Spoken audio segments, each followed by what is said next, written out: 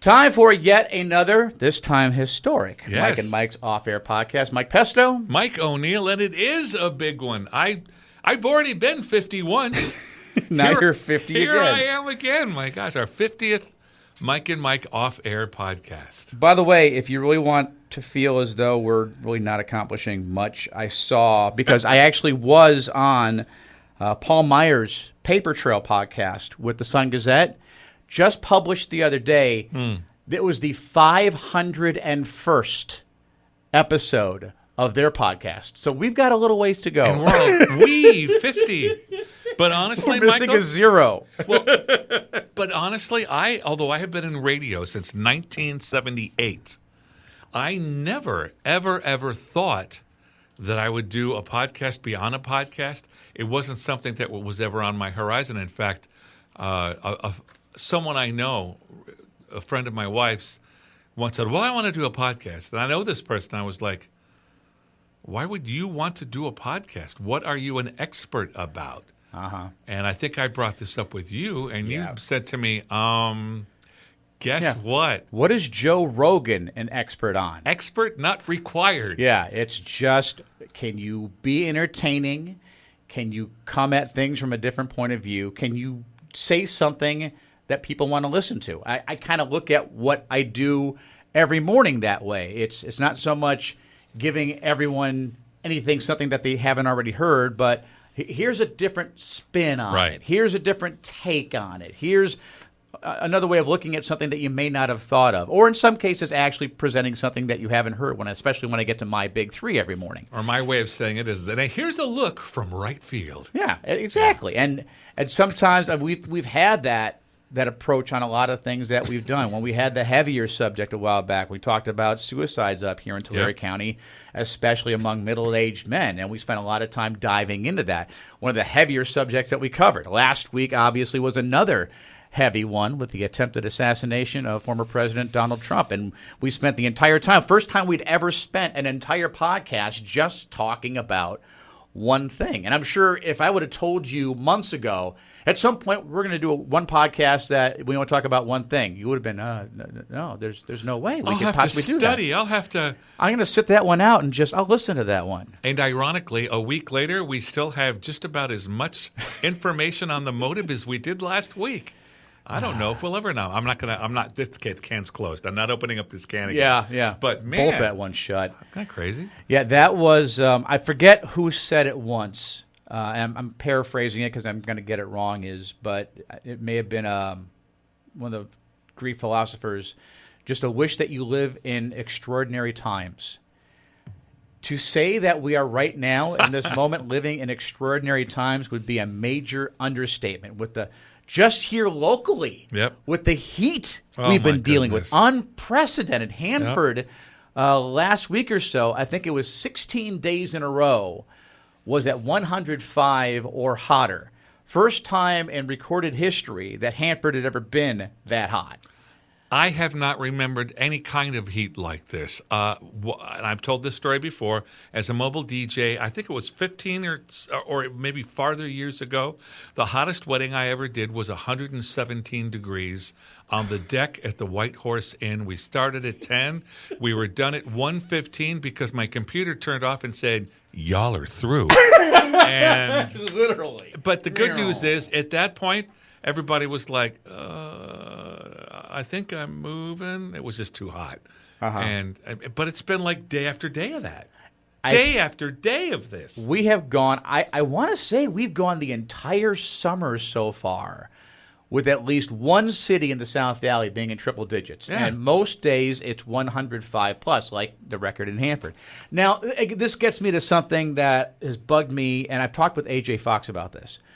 Why is it that the city of Visalia has done historically a piss-poor job of keeping records when it comes to rainfall, record highs, record lows? Whenever you watch any of the newscasts in Fresno, when they get to historic days, Visalia never has any of that information. I've asked A.J. Fox about it. He said, well, because we don't get that information from them. I was like, can we hit the reset button then? Because at some point, I would like to think, at least in recent history, we've been keeping track of things. So at least say, going back to 2005, Visalia's never seen a day this hot. But Hanford keeps records. Porterville keeps records. Fresno, obviously. Visalia. I wasn't aware of that. Someone's asleep. I even said, whoever it is that's supposed to monitor rainfall totals and highs and lows, can we fire them? And he jokingly said, well, yeah, if you put up one of the gauges in your backyard that can measure rainfall, I'll just check in with you whenever it rains. I mean,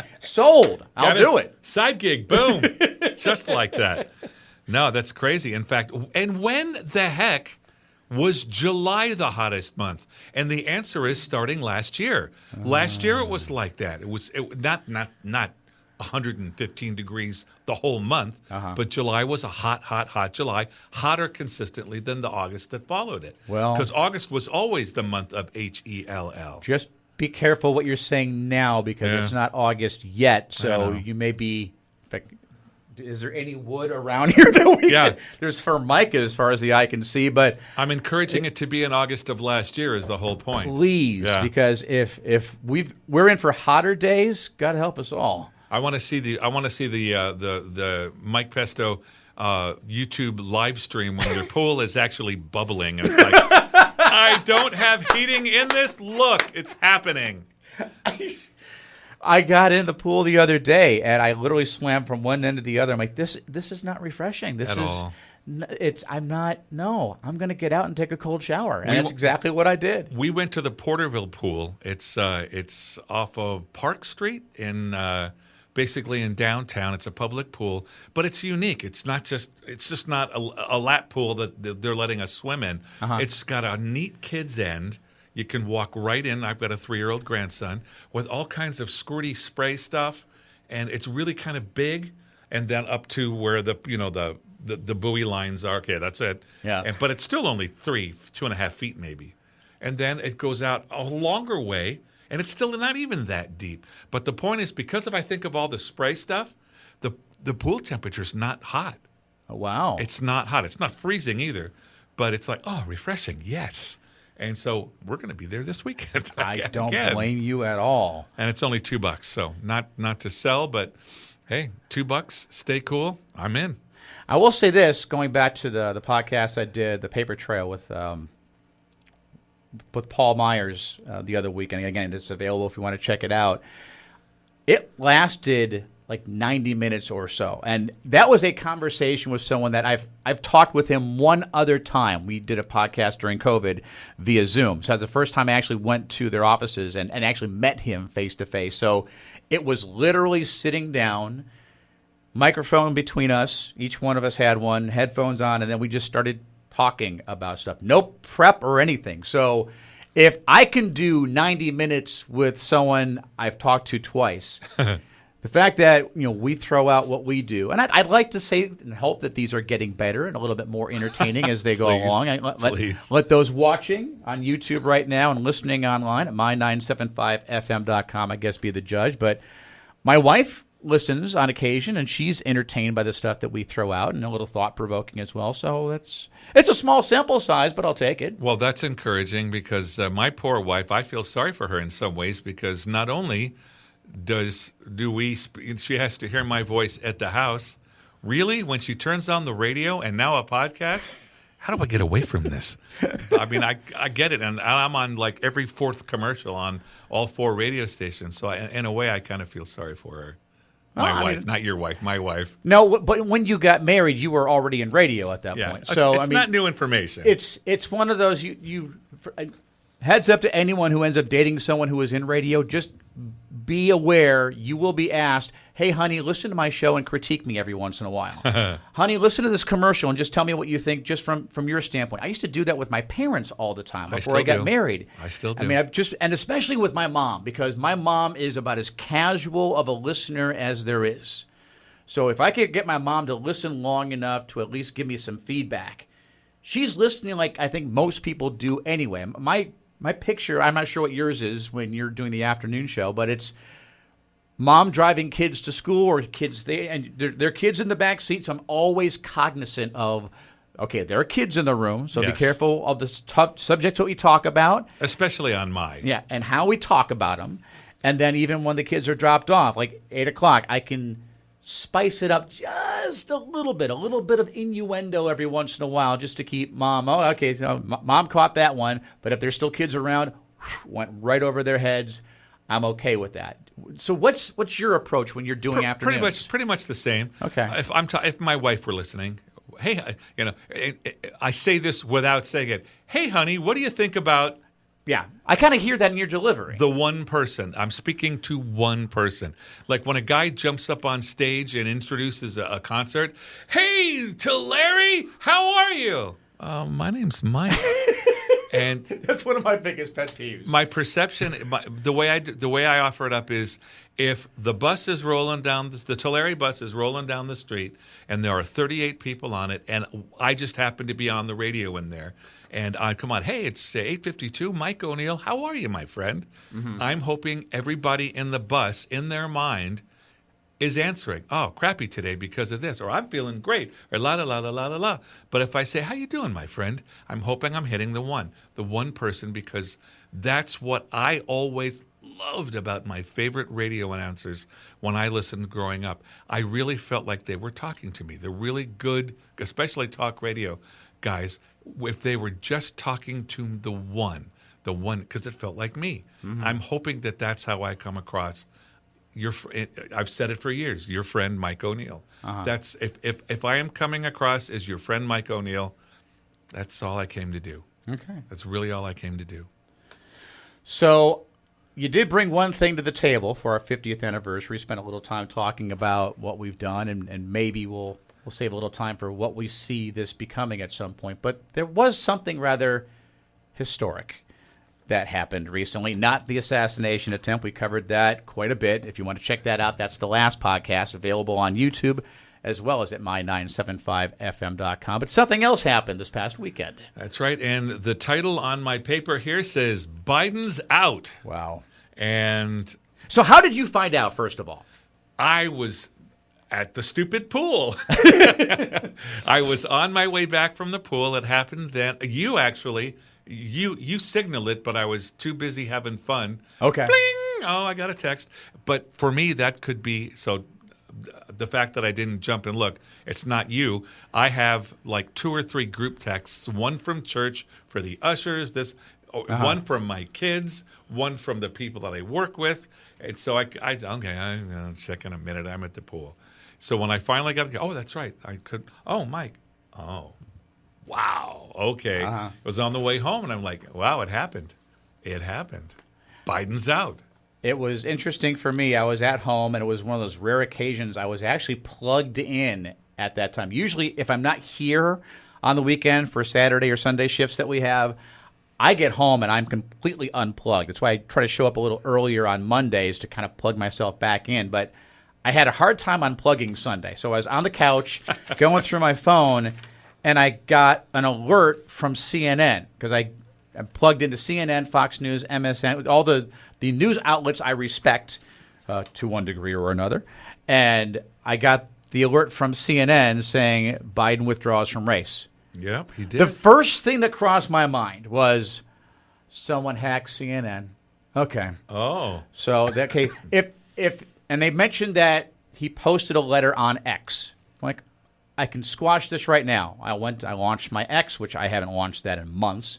I went to the actual account for the President of the United States, which there's an official account, and there was nothing there about it at all. I found the letter. So I went there, so I'm like, okay, so it actually is a hoax. Let me go back to the article from CNN. Well, wait a second. They mentioned it was they said it was posted to his personal account. All right, let me check that one. So I went to his personal account, which did have the little blue check mark next to it, so I know it's legit. And sure enough, there it was. Now, why it was on his personal account and not on the official account for the President of the United States, I have no idea. And then I'm like, still don't buy it, and I've always felt this way until I see it from at least 2 other sources. So I checked. ABC was talking about it at that point. Yeah. MSNBC was talking about it at that point. Fox News hadn't quite jumped on it yet. So I'm like, okay, that's 3. This actually did happen. Yeah, and the narrative is changing very quickly. And I'm not going to speak up for either side. I'm not going to camp out for either side on this, but just simply take a look at what's going on, and it's changing very, very quickly. All of a sudden, like the upcoming debate is no longer a Trump shoo-in. He'll be debating a former prosecutor. Which is an interesting dynamic. Basically, the head of the debate team is going to be debating, and the head of the debate team, a former prosecutor, is going to be debating someone who's now officially a convicted felon. Yeah, and I've heard that said so many times. It's an interesting dynamic. It's definitely must-see TV, at least the first one. Well, how much passion is it going to be for her as that? Because that when you are who you are, Mike, and that's who she is, and that kicks in there it is, and you'll see it. I'm sure we'll see it immediately. And she's going to have to probably bring it back a bit. And I would imagine some nerves for her as well, because I don't believe, even when she was running for president years ago, it never got to a point where it was her against one other person. There was always 4 or 5, if not more, other people up on that stage. Now, within that, you can go on YouTube right now and see that she had some personal toe-to-toes with some of the other candidates at that point, but there were still other people on the stage. Yep. This will be the first time I'm aware of that she is debating on the national stage just one other person. And she's not an actual shoo-in, probably. No. But if we're looking at it, unless something magical happens, she probably is. But there's a very good chance it will be Kamala Harris. What was interesting when they kind of talked about that aspect of it Sunday and then again on Monday as well, they got back into it. It's interesting the way the framers of our country put this all together, that the delegates really do have 100% of the power. Yeah.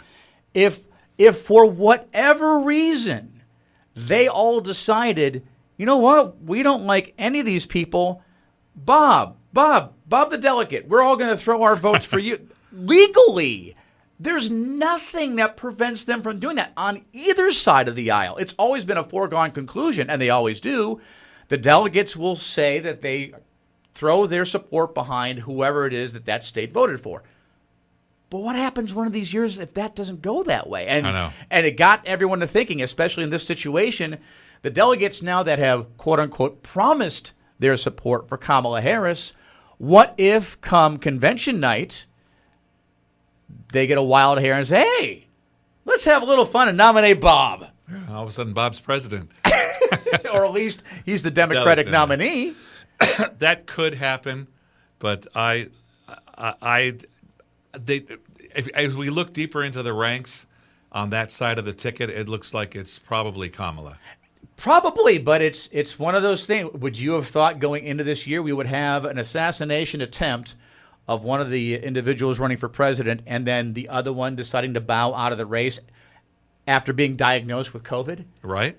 It's crazy. And then all the speculation when that hit as well. I forget who it was. There was one senator or congressperson who actually wanted a proof of life, thinking that, well, maybe Biden actually died. Man. And someone else scripted that.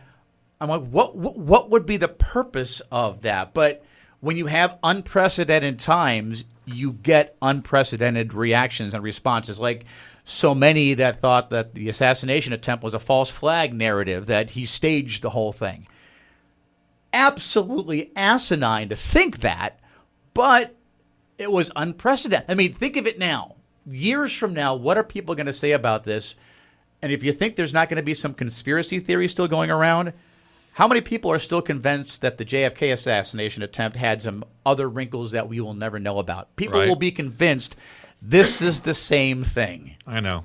And there's something else that's interesting to think about with Kamala Harris, assuming she's going to be on that ticket. Yeah. Democrats could gain geographic and ideological balance with the VP pick, depending upon who she picks. Yeah. That could make some change, too. I mean, you know, who is it going to be? It could be male moderates like Shapiro. It could be Roy Cooper. It could be Anthony Beshear. It could be Mark Kelly. These things could change the dynamic about who comes out to vote. And, I mean, it's It's not an anything goes, but it's definitely changed. And whoever they pick, it's like counter programming at this point. They've already seen what the ticket looks like on the Republican side, so they can counter pick to that. Now, here's something that's come up, and I've seen this in a couple different places already. What if the Democrats announce who they want for vice president? There's nothing that says Donald Trump and the other Republicans could change their pick for VP. I don't think, and someone correct me if I'm wrong, that he is necessarily locked in at this point. No, I'm going to say that with the change on the Democratic side, I wonder if he loves his choice as much as he does. There's been a lot of speculation that he doesn't. Now, how much of that is true or not, who knows? But you have to think he is the head of that party. He is the one running for president. He gets to call those shots. He's earned that right. I really think he picked him because he was running against, and I say this very non-antagonistically, sleepy Joe Biden. Yeah. That's the perception. That's not who I think he is. But that's what I think. That's why I'll pick somebody young and vital and well, now if the actual the person he's running against is a great deal younger than he is, that dynamic is no longer necessary, and I wonder if he still loves who he picked. No idea. Not a clue. But again, it gives the Democrats a lot of leverage. But again, the Republicans could counter and surprise everyone. Why not? Let's have the third unprecedented thing happen during this election cycle. Assassination attempt, a presidential hopeful bowing out, and then the Republicans changing their vice presidential pick. Why not? Yep. And, there's a lot at play there. On the side of the Republican side, they think they're pretty sure that Donald will win because voters remember what life was like during his term, and cheaper groceries, fewer wars. So it's hard to say. I don't know. It's there's a lot at play.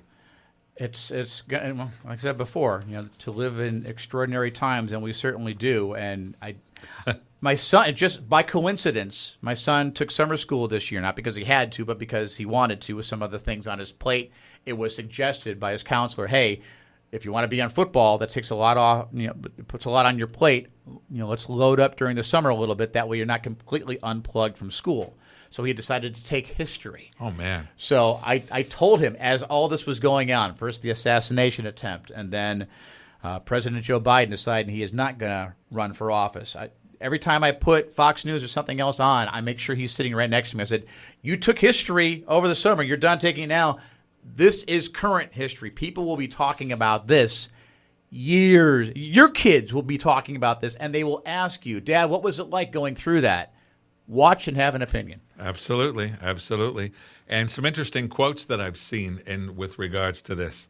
And I certainly feel this way. One of them was, we'll be spared the rematch that almost nobody wanted. And I kind of felt that way. Now, there was a term for it. For people who, and I kind of fell in the category to a certain degree, of those who didn't like either choice. There was a term that was used. It was even trending on a lot of social media sites. I forget what it is now. But if anyone can think of it, please do comment on YouTube or online of what that term actually is. But it was, I forget what it is, but it was something that I heard media outlets using all the time. And like you said, well, that goes out the window now. And you spoke to this earlier. Picture a prosecutor versus someone with 88 indictments. Ouch. That was Angela Rye, but yeah. Now, I wonder, because there was obviously the one debate, which Biden slept his way through it. Right. He had to be told afterwards how he did.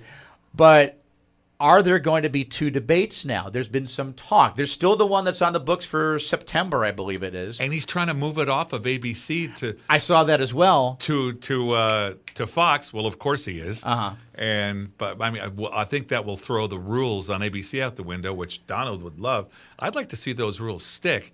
And with a former prosecutor who's going to be, in my mind, she's the queen. She was the queen of the debate team, right? It's going to be interesting. It's going to be a debate. I wonder if, because there actually is a commission for presidential debates. I forget what the actual title is. They were left out of the negotiations for both of these debates. They decided, the candidates did, to not use them at all. And there was a host of reasons that each side had. I wonder, because of this being so unprecedented, do they go back to them and say, hey, listen, we'll take care of the second debate. We have all that worked out, but maybe use some of their guidelines for the first debate, if there is a first debate. And do the vice presidents, the nominees, do they debate at some point once we know who it is for the Democrats? It would be interesting, wouldn't it? Also, there's all kinds of risks for how Republicans talk about Harris. A black woman running against two white men brings a different dynamic than another older white man. Not that the former president is known for vetting what he says before he shoots it straight out his mouth, but it's going to be interesting to see if he gets himself in trouble there. It's going to be it hit the reset button on everything that has to be approached. And I will say this, I think the Republicans are taking the right angle with it, as far as questioning her not saying anything about Biden's diminished capabilities, because that's the big talk now. How long has he been the Biden that we saw during that debate? How many times have cabinet members seen him like that, and why has no one said anything? Why did that have to be known nationally before anyone came up and said, yeah, something's wrong with our prez?